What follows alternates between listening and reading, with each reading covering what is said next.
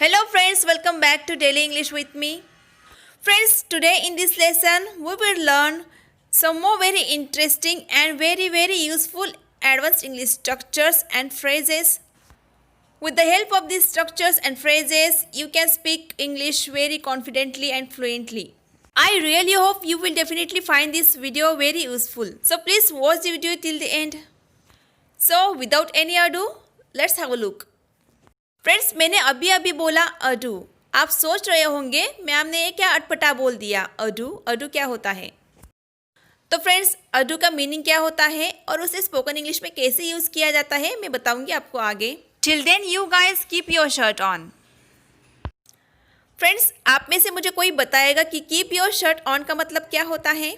क्योंकि मैंने इस पर अभी एक वीडियो बनाया था. अगर आपने वो वीडियो देखा है तो आपको डेफिनेटली वो पता होगा. तो प्लीज़ कमेंट करके मुझे बताइए. Let's see how many of you remember the meaning of that phrase. Okay friends, हमें इस टाइप के सेंटेंसेस हमारी डेली कॉन्वर्सेशन में बहुत बार बोलने पड़ते हैं. लाइक सपोज आपके सर में दर्द हो रहा है, बहुत बुरी तरह से आपका सर दर्द से फटा जा रहा है. या फिर और एक सिचुएशन है जिसमें हम ऐसा बोलते हैं कि राहुल एग्ज़ाम पास करने के लिए कड़ी मेहनत कर रहा है, रात दिन पढ़ाई कर रहा है. तो फ्रेंड्स, यहाँ पे कहने का अर्थ यह है कि अगर कोई काम हम करते हैं तो उस काम को पूरा करने के लिए, सक्सेसफुल करने के लिए जब हम उसमें एक्स्ट्रा एफर्ट्स डालते हैं, उस सिचुएशन को दर्शाने के लिए, उस चीज़ की इंटेंसिटी को दर्शाने के लिए एक फ्रेज़ का यूज़ किया जाता है. और वो फ्रेज़ है लाइक एनीथिंग. लाइक एनीथिंग मतलब बहुत ज़्यादा, वेरी मच. इस फ्रेज का यूज स्पोकन इंग्लिश में कैसे किया जाता है देखते हैं. सपोज आपको बोलना हो कि मेरे पेट में बहुत दर्द हो रहा है. तो फ्रेंड्स, ये सेंटेंस बनेगा my stomach is aching like anything. Rahul exam pass करने के लिए दिन रात पढ़ाई कर रहा है. Rahul is studying like anything to clear the exam. Rahul is studying like anything. Rahul exam pass करने के लिए दिन रात मेहनत कर रहा है, पढ़ाई कर रहा है.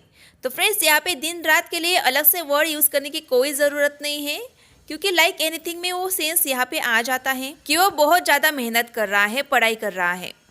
Let's see one more example. वो तुम्हें पागलों की तरह प्यार करता है, बहुत ज़्यादा प्यार करता है. He loves you like anything. He loves you like anything. तो आई होप गाइज आपको समझ में आ गया होगा कि लाइक एनीथिंग का यूज़ हम किस सिचुएशन में करेंगे. तो चलिए फ्रेंड्स, अब हम देखेंगे कि अड्यू क्या होता है और उसका किस सिचुएशन में और किस सेंस में यूज़ किया जाता है. ADO अड्यू, इसका इस्तेमाल हम दो सिचुएशंस में कर सकते हैं.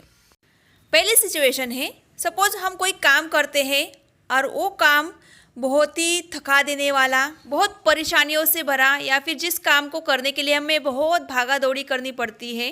तो फ्रेंड्स, उस सिचुएशन को इंडिकेट करने के लिए हम अडू का यूज़ करेंगे. इट मीन्स वो काम आसान नहीं था, उसमें अडू था, मतलब बहुत झमेला था. और फ्रेंड्स, सेकेंड सिचुएशन है जब हम कोई काम बिना किसी देरी के, बिना किसी डिले के करते हैं, तो उसमें भी हम अडू का यूज़ करेंगे. जैसे कि मैंने वीडियो के इंट्रोडक्शन में बोला, विदाउट एनी अडू. वो सेंटेंस इसी सेंस में था, मतलब बिना समय गवाए हम वीडियो को शुरू करते हैं. तो गाइज, आप इन दोनों ही तरह से अडू का यूज सेंटेंसेस में कर सकते हैं. तो चलिए एक एक करके इसके कुछ एग्जांपल्स देखते हैं. बिना समय गवाए हम वहाँ मदद के लिए पहुँच गए. Without any ado we reached there for help. Without any ado we reached there for help, मतलब हम बिना समय गवाए वहाँ मदद के लिए पहुँच गए. बिना किसी झंझट के, परेशानी के हमने हमारा प्रोजेक्ट कंप्लीट कर लिया. We completed our project without any ado. We completed our project without any ado. It means हमें हमारा प्रोजेक्ट कंप्लीट करने में कोई परेशानी नहीं हुई, कोई प्रॉब्लम नहीं आया. हमने बिना भागा दौड़ी किए या फिर बिना किसी झंझट के पार्टी अरेंज कर दी. इट मीन्स पार्टी का अरेंजमेंट बहुत आराम से हो गई, हमें कोई परेशानी नहीं हुई. तो इसे हम बोलेंगे we arranged the party without any ado. We arranged the party without any ado. तो गाइज, आई होप आपको अडू का यूज़ कैसे करना है, किस सिचुएशन में करना है, समझ में आ गया होगा. तो गाइज, हमारी नेक्स्ट फ्रेज है इन द नियर फ्यूचर. फ्रेंड्स, इस फ्रेज का यूज़ आप तब करेंगे जब आप कोई काम बहुत ही जल्द करने वाले हो, हाल ही में करने वाले हो। फ्रेंड्स, हम यूँ तो हाल ही में यह पास्ट के लिए यूज़ करते हैं, जैसे मैंने हाल ही में यहाँ गया था, मैंने हाल ही में वो किया। पर फ्रेंड्स, कुछ लोग हाल ही में फ्यूचर के लिए भी बोलते हैं, जैसे कि हाल ही में मैं तुम्हें एक साइकिल लेकर दूंगी। तो गाइज, ये सेंटेंस बनेगा I will by your bicycle in the near future. I will by your bicycle in the near future मतलब बहुत जल्द मैं तुम्हें एक साइकिल खरीद कर दूंगी। मैं बहुत जल्द या फिर हाल ही में तुमसे मिलने आऊँगा। I will come to see you in the near future. I will come to see you in the near future. तो गाइज, इस तरह से आप इन द नियर फ्यूचर का यूज सेंटेंसेस में कर सकते हो। फ्रेंड्स, हम हमारे डेली कॉन्वर्सेशन में ऐसे बहुत सारे सेंटेंसेस बोलते हैं, जैसे कि मैंने बिना सोचे समझे, बिना समय गवाए, विदाउट एनी अडू, जैसे कि हमने पढ़ा मैंने उसे पैसे दे दिए। या फिर बोलना हो कि उसने बिना सोचे समझे, बिना हिचकिचाए उसे शादी के लिए हाँ बोल दिया। तो गाइस, इस तरह से अगर हम कोई काम बिना सोचे समझे, बिना कोई हिचकिचाए करते हैं तो उसके लिए हम बोलेंगे without a second thought. For example, वो बिना सोचे समझे, बिना हिचकिचाए महंगी चीज़ें खरीद लेता है। He purchases expensive things without a second thought. He purchases expensive things without a second thought.